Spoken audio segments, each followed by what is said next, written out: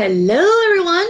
Nicole Connor here, and I am really kind of excited to talk to you ladies about menopause because not a lot of people are talking about it because they're embarrassed or maybe they just don't really know what to think about it.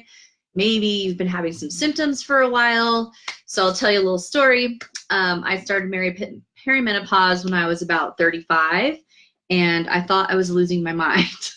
Like my doctor said, what? There's no way you're having these symptoms. But I started to really have trouble with my menstrual cycle, and I started to be extremely like crazy, scary with my kids when they were little. They can surely attest to that. And, you know, I was under a lot of pressure and stress, but really it was about my body. And I just didn't feel like, it was me. You know what I mean? So it can start as early as your 40s, but for me, it started really, really early. And I wound up having a complete hysterectomy and my ovaries out and all that jazz. So for those of you who still have all your girly parts and you're going through menopause, perimenopause, or even if you're postmenopause, this may interest you.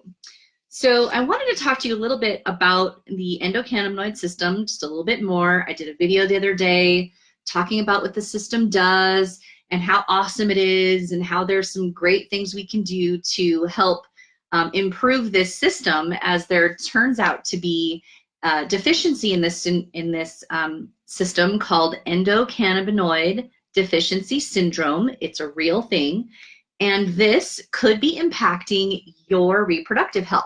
So while it's a natural course of things for our body to begin to stop producing eggs to have babies, we can keep our reproductive system in a healthier state. And so I'm just going to talk to you a little bit about this whole phenomenon that happens with women. So thanks, ladies, if you're watching. Men, if you're watching, I would encourage you to invite your wives to watch this. This might be really interesting. Or maybe you just know a gal who's just going through this. So share this, maybe create a watch party. It just might open your eyes a little bit. So what is menopause? Menopause is a period of time, usually about a year long, when a woman's menstrual cycle comes to an end. This occurs most frequently between a person's starting in the mid-40s or 50s, and the most common age for women is about 51. Like I said, for me, it started way, way early. So menopause itself occurs in 3 stages: perimenopause, menopause, and postmenopause. So perimenopause occurs when the body begins to exhibit subtle changes, such as the slowdown of estrogen production in preparation for menopause. So again, if you're starting to go through some symptoms, and I'll read a little bit of those in a bit here, but really just start listening to your body a little bit. And maybe for you, I'll be 49 here in a few weeks. And like I said, mine started well into my 30s when that started for me. Menopause is about a 12-month stretch of time after a woman's last period or after ovulation, and then stops completely. So estrogen levels then drop significantly. So for those of you who have really extreme PMS symptoms, we have a cycle of when our estrogen builds, which builds our brain tissue, our breast tissue, and our uterine tissue, and then progesterone kicks in, and then you have a big drop. That's usually when you get migraine headaches. And that's when, there's a real big shift in your mood and you start your period and all that stuff. So when you're going through this menopause symptoms and all that, all of a sudden this estrogen stops being created. So that in of itself is a huge disruption in the whole flow of hormones. So the next phase is postmenopause. And this is a period of time after menopause when menopausal symptoms tend to subside and a woman starts to enter something closer to homeostasis. So for those of you who are in that, Lisa says this subject makes her feel hot. Funny. So after menopause and you kind of found this more of a balanced scenario, it's still important that you take a look at the endocannabinoid system and how it's affecting your reproductive system. So I talked a little bit before about hemp CBD oil and how that can affect the endocannabinoid system. And I'm going to dive in just a little bit here about how these things are related. So menopause can produce a litany of side effects, and I don't need to tell you all about them. Women, you know what they are, including hot flashes, mood swings, among other things, restless sleep, bone loss. It's really important that we have this estrogen circulating through our body, not only for joint lubrication, but for bone density, among other things. Hormones don't just do what they're supposed to do for creating babies. They do a multitude of things, and they represent thousands of chemical reactions that happen in your body every single day. So the endocannabinoid system is a network of cell receptors whose main role is to maintain homeostasis in your body. And because of this endocannabinoid system, there are receptors that hemp CBD and other cannabis products that link with those receptors around your body to give your body a more level playing field, if you will. So this endocannabinoid deficiency syndrome is that we don't make, and we're not making enough endocannabinoids, and or we're not getting enough in our diet. So that said, we're starting to see a lot of conditions pop up, and menopause is just one of a normal state of affairs, if you will, but nevertheless is related to this system. So endocannabinoid system does not exist exclusively for cannabis, but also interacts with endocannabinoids that occur naturally in your body. So what does this system do for menopausal people? Estrogen, the hormone we were talking about, is linked to the endocannabinoid system by regulating the fatty acid hydrolase enzyme, or FAAH, and it breaks down to certain endocannabinoids. So the estrogen levels peak, as we were talking about, and so does the endocannabinoid levels, and vice versa. So there exists some preliminary research that suggests that early onset menopause might be linked to endocannabinoid deficiencies. As I mentioned, I started perimenopause when I was 35, well before, about 15 years too soon. So evidence suggests that estrogen utilizes endocannabinoids to regulate mood and emotional response, which could explain why we have mood swings, and they're more common during menopause when these estrogen levels plummet. So who's with me here? Is everyone with me? If you're understanding this makes sense, drop down some comments. You have questions, I'll do my best to answer them for you. And if you want to know more a little bit about a product recommendation, I'll be doing that at the end here. Okay, so the list of major cannabinoids in cannabis and their effects. As a result of all of these things that are happening in your body, one can theorize that the use of cannabis, because cannabis, and if you didn't see my previous video, just know that cannabinoids are a natural thing that our body makes, but to supplement your body with a really good cannabinoid product can help your body start to reach a better homeostasis in this system. So during menopause, this may help bolster the endocannabinoid system's necessary functions that are struggling to work without these high levels of normal estrogen that we usually have coursing through our body. So we're going to talk a little bit about hot flashes and why hemp cannabis can help. All right, the natural cannabinoid anandamide is found in THC. Now, hemp cannabinoid or hemp CBD oil has a tiny little bit of THC, and that's all you need. And this can bestow, effects that regulate your body temperature. Thus, THC can be a key cannabinoid in mitigating the effects of hot flashes. Studies suggest that consuming, really high doses can even affect, kind of be a cooling system for you, but we don't really need a high level of that for it to have an effect on our hot flashes. So conversely, consuming small amounts may actually raise body temperature. To find the right dose for each person is critical. So that said, kind of keep an eye on your hot flashes, but this can help regulate your body temperature. So insomnia, for those of us who are woken up from hot flashes, among other things, and we're just not finding that right place and that right amount of hormones to sleep. Progesterone is a really big factor in our ability to sleep. So estrogen and progesterone are still needed in your body to really regulate the other sleep hormones that are in your body. So they're all interconnected. This is a big chemical factory we have going on in our body.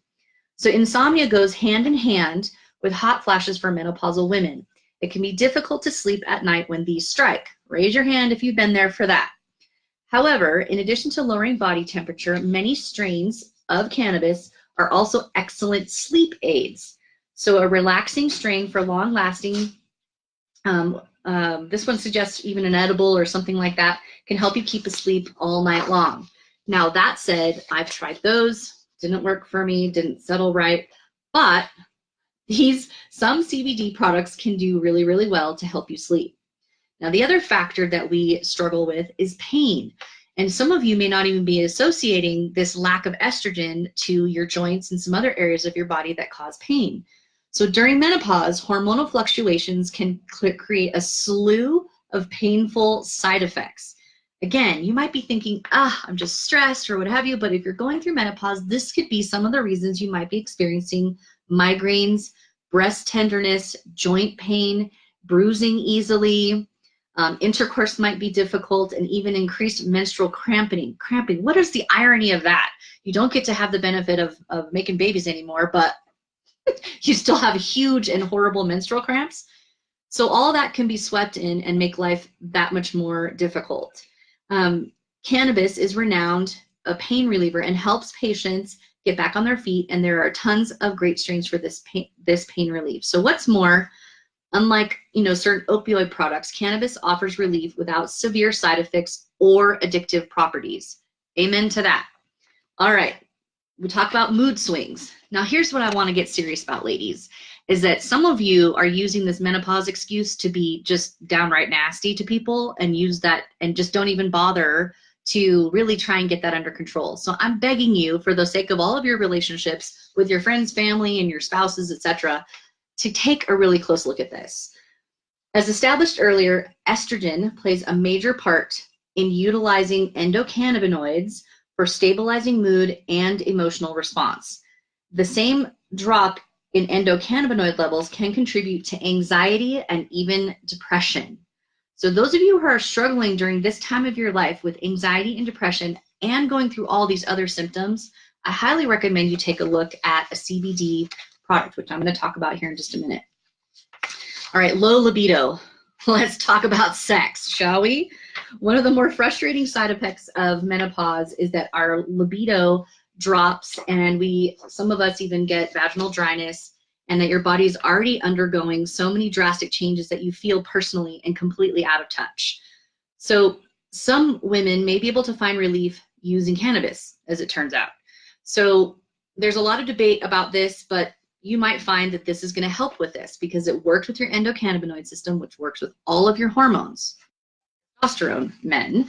So it is actually in all of our gonads. This is for men and for women. So cannabis, if you're experiencing some issues as you are aging, you could be experiencing endocannabinoid deficiency. Let's talk about one more about going through menopause, and that is bone loss. So estrogen regulates the process of cell regeneration in the bones. It's also, so a dramatic drop in estrogen can sometimes lead to conditions such as osteoporosis.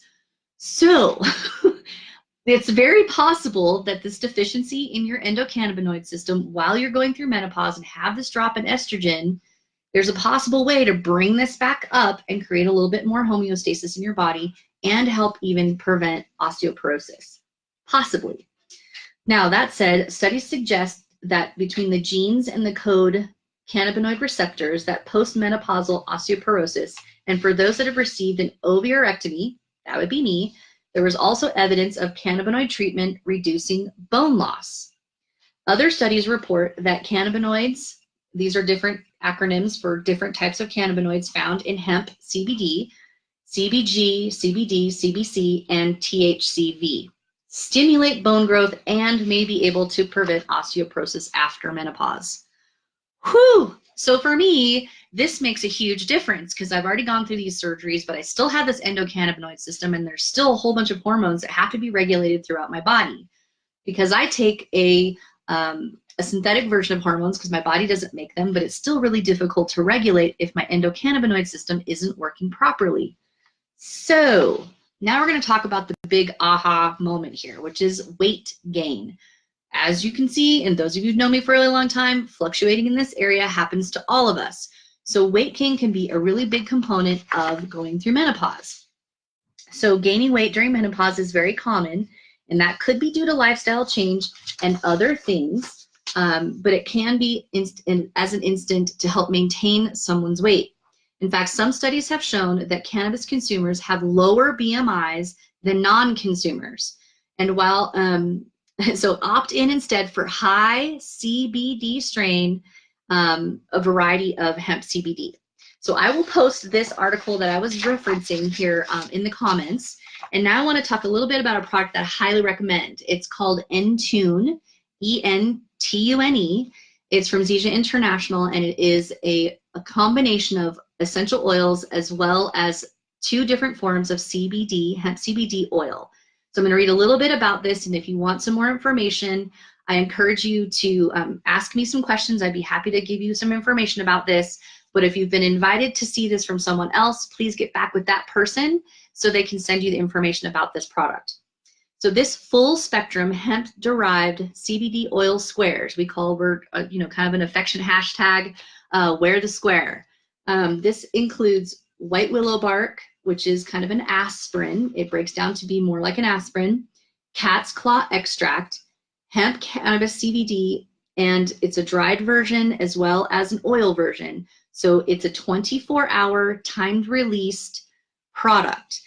In addition to that, there's CoQ10 and black pepper extract. So I'm just going to read one little paragraph and then I'll be done.